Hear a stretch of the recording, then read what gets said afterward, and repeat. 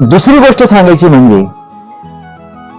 अजितदादांनी काय कमवलं, तर अजितदादांनी लोकसन्मान कमवला. अजितदादांनी लोकांच्या मनामध्ये मधलं असलेलं प्रतिबिंब कमवलं.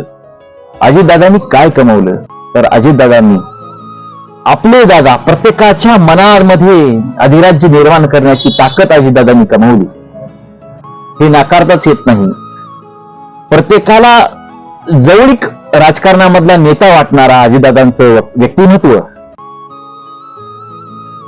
आणि त्या व्यक्तिमत्वाचा संबंध महाराष्ट्रामध्ये पडलेला प्रभाव,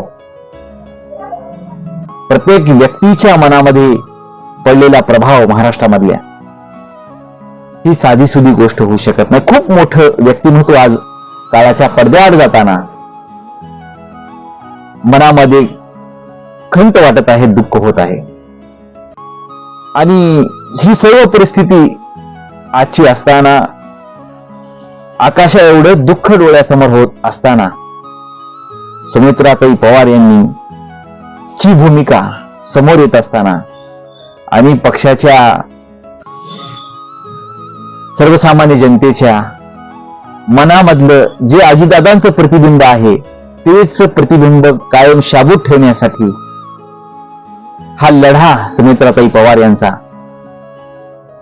महाराष्ट्र आज पाहतोय.